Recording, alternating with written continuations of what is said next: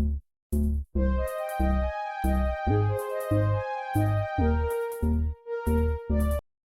बच्चों, आज long question कर लेते हैं पॉलिटिकल साइंस का, जो 4 मार्क्स के हैं। 17 क्वेश्चन है, उसे रेडी करके लाई हूँ मैं। चलिए स्टार्ट करते हैं। पहला क्वेश्चन है, राष्ट्र से आप क्या समझते हैं? विभिन्न विद्वानों ने राष्ट्र की परिभाषा किस रूप में दी है? आंसर है, राष्ट्र एक जटिल और बहुस्तरीय अवधारणा है जिसकी परिभाषा विभिन्न विद्वानों ने अलग अलग तरीके से दी है। यहाँ 4 प्रमुख विद्वानों की परिभाषा दी गई है। पहला है जोसेफ स्टालिन। स्टालिन ने राष्ट्र को एक सामाजिक और आर्थिक इकाई के रूप में परिभाषित किया है जिसमें एक सामान्य भाषा, संस्कृति और इतिहास होता है। दूसरा है हेरोडोटस। हेरोडोटस ने राष्ट्र को एक ऐसे समूह के रूप में परिभाषित किया जिसमें एक सामान्य वंश, भाषा और संस्कृति होती है।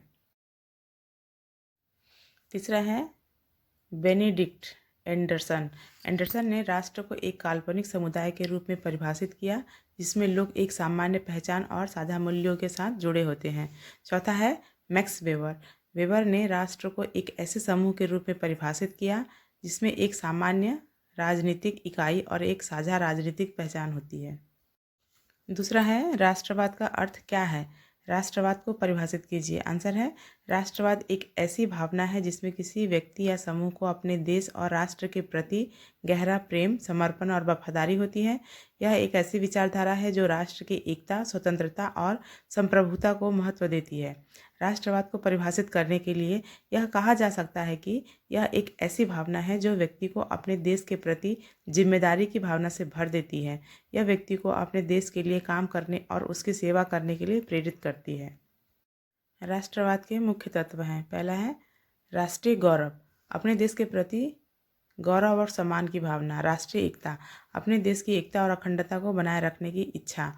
स्वतंत्रता और संप्रभुता, अपने देश की स्वतंत्रता और संप्रभुता को बनाए रखने की इच्छा।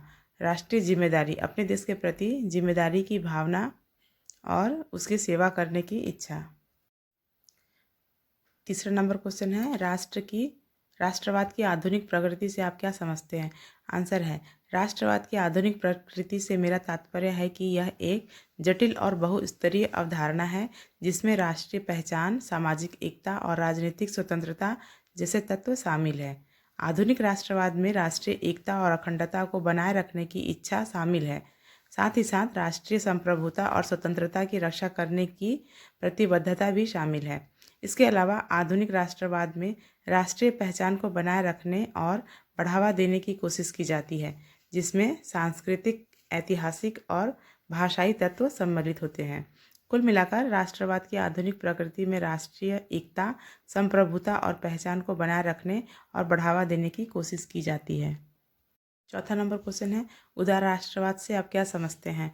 उदार राष्ट्रवाद एक ऐसी विचारधारा है जो राष्ट्रीय पहचान और सामाजिक एकता को बढ़ावा देती है लेकिन साथ ही साथ व्यक्तिगत स्वतंत्रता और मानवाधिकारों का भी सम्मान करती है। उदार राष्ट्रवाद में राष्ट्रीय एकता और अखंडता को बनाए रखने की इच्छा शामिल होती है लेकिन यह विचारधारा राष्ट्रीय संप्रभुता और स्वतंत्रता की रक्षा करने के लिए प्रतिबद्धता के साथ साथ व्यक्तिगत स्वतंत्रता और मानवाधिकारों का भी सम्मान करती है।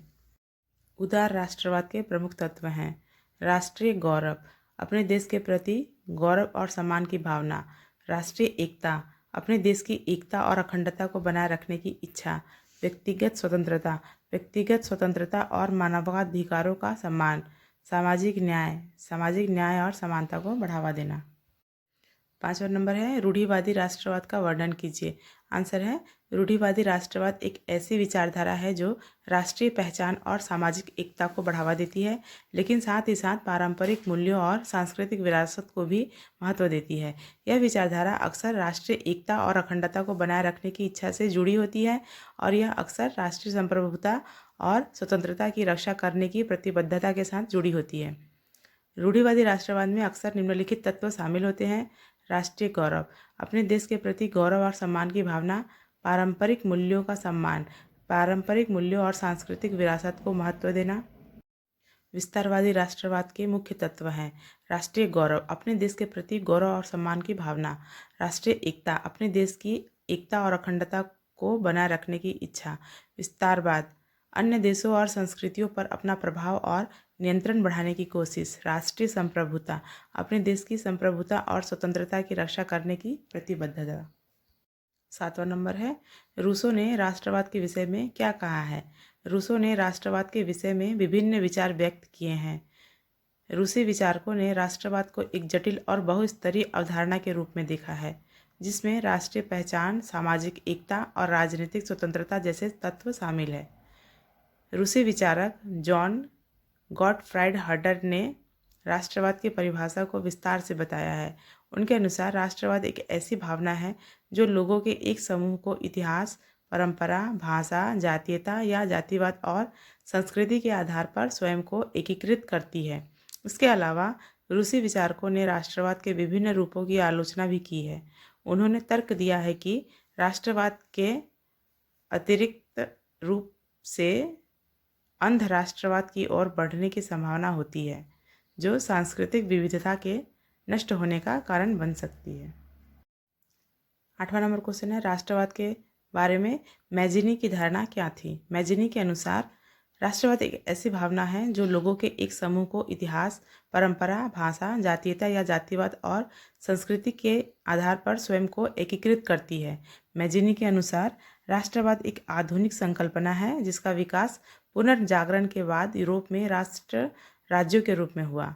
उन्होंने राष्ट्रवाद को एक सम्मोहक राजनीतिक सिद्धांत के रूप में देखा जिसने इतिहास रचने में योगदान दिया। मैजिनी की धारणा में राष्ट्रवाद को एक जटिल और बहुस्तरीय अवधारणा के रूप में देखा गया है, जिसमें राष्ट्रीय पहचान, सामाजिक एकता और राजनीतिक स्वतंत्रता जैसे तत्व शामिल है। 9वां नंबर क्वेश्चन है, हर्डर ने जर्मन राष्ट्रवाद का उल्लेख किस रूप में किया। आंसर है, थोड़ा प्रिंटिंग मिस्टेक है, ठीक कर लीजिएगा। हर्डर ने जर्मन राष्ट्रवाद का उल्लेख एक आधुनिक संकल्पना के रूप में किया है जिसका विकास पुनर्जागरण के बाद यूरोप में राष्ट्र राज्यों के रूप में हुआ। उन्होंने राष्ट्रवाद को एक सम्मोहक राजनीतिक सिद्धांत के रूप में देखा जिसने इतिहास रचने में योगदान दिया। हर्डर के अनुसार राष्ट्रवाद एक ऐसी भावना है जो लोगों के एक समूह को इतिहास, परंपरा, भाषा, जातीयता और जातिवाद और संस्कृति के आधार पर स्वयं को एकीकृत करती है।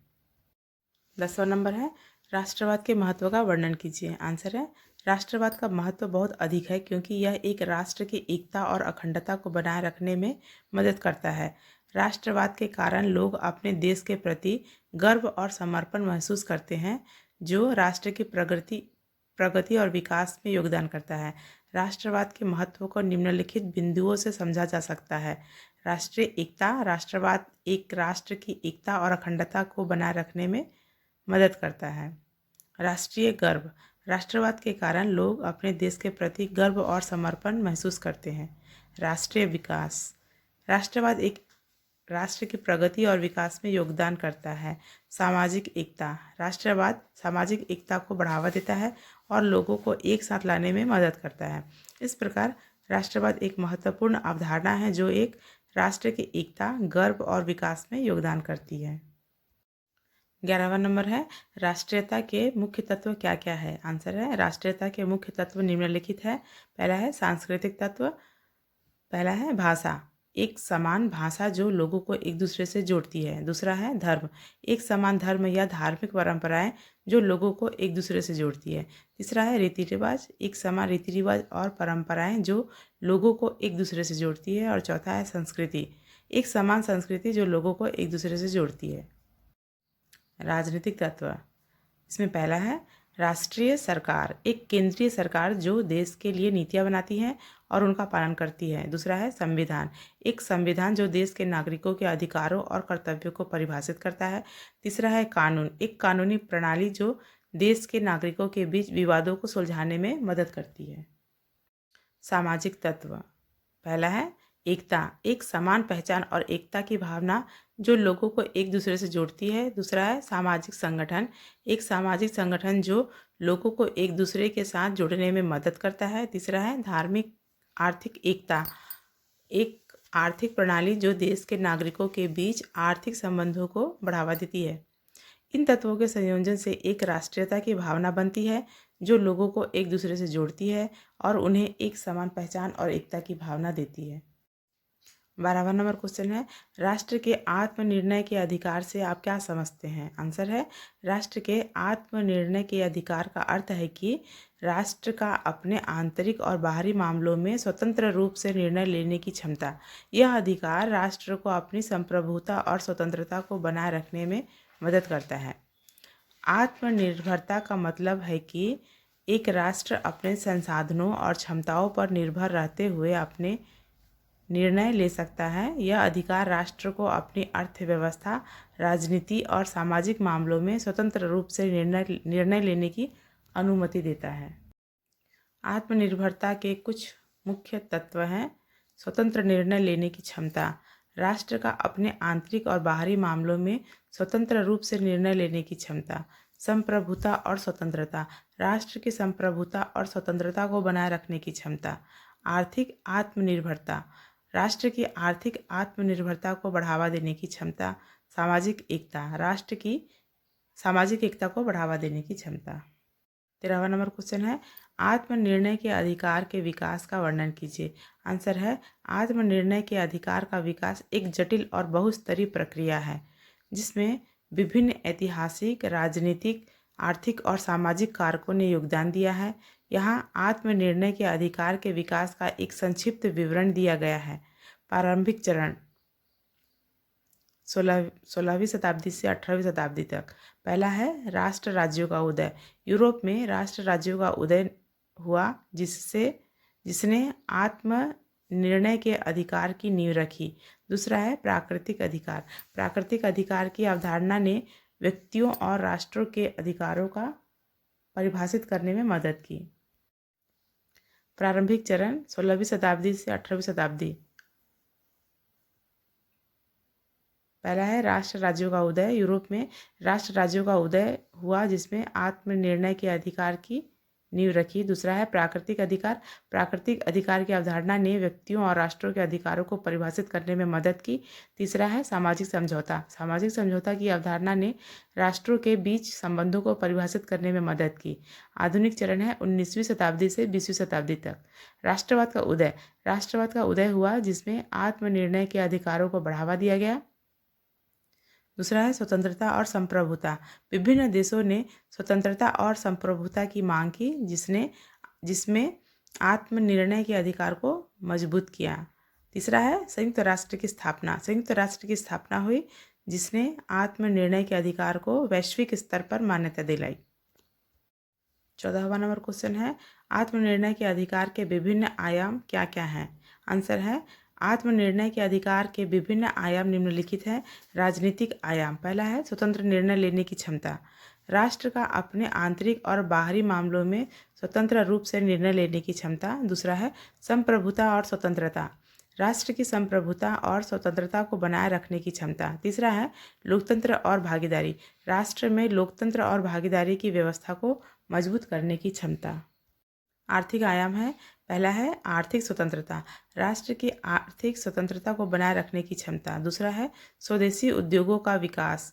राष्ट्र में स्वदेशी उद्योगों का विकास करने की क्षमता। तीसरा है आर्थिक विकास और समृद्धि। राष्ट्र के आर्थिक विकास और समृद्धि को बढ़ावा देने की क्षमता। अगला है सामाजिक आयाम। पहला है सामाजिक न्याय और समानता।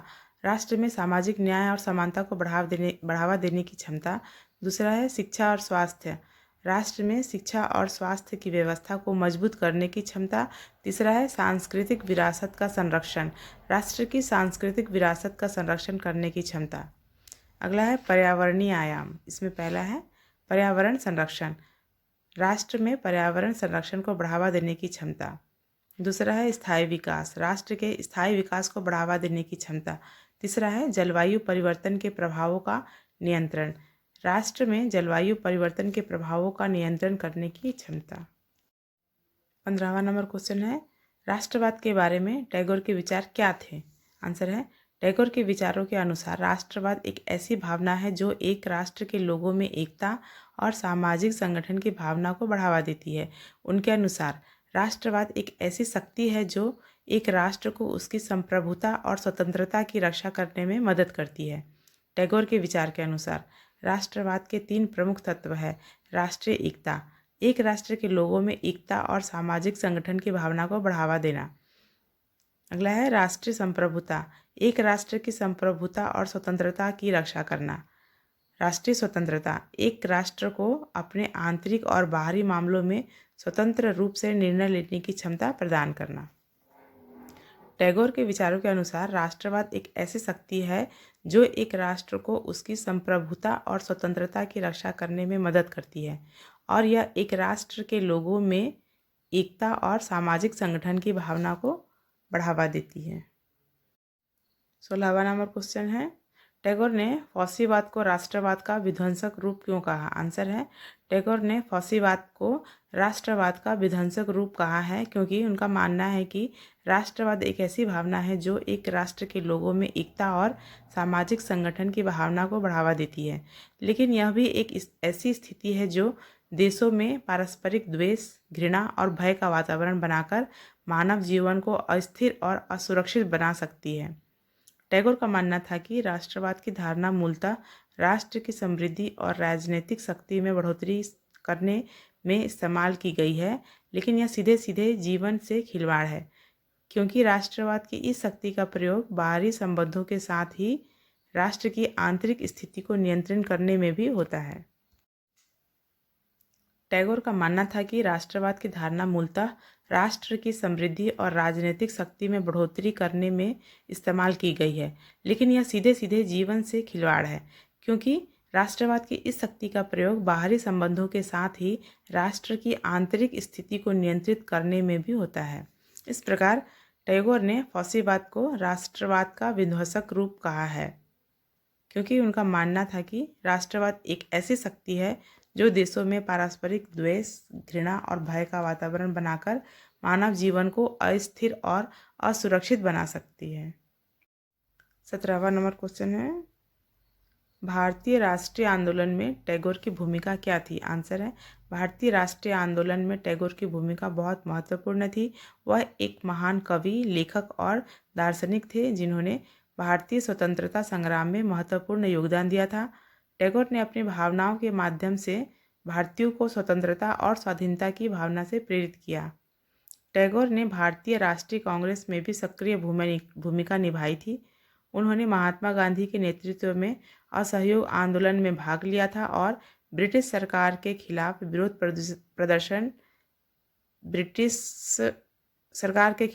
प्रदर्शनों में भी शामिल हुए थे। इसके अलावा टैगोर ने शिक्षा और संस्कृति के क्षेत्र में भी महत्वपूर्ण योगदान दिया था। उन्होंने शांति निकेतन में एक विद्यालय की स्थापना की थी जो भारतीय संस्कृति और शिक्षा के केंद्र के रूप में विकसित हुआ था। तो बच्चों, लॉन्ग क्वेश्चन पूरे ख़त्म हो गए हैं चैप्टर 2 के। हम मिलेंगे अपने अगले वीडियो में। कौन से सब्जेक्ट पर आपको चाहिए आंसर, तो मैं देने की कोशिश करूँगी।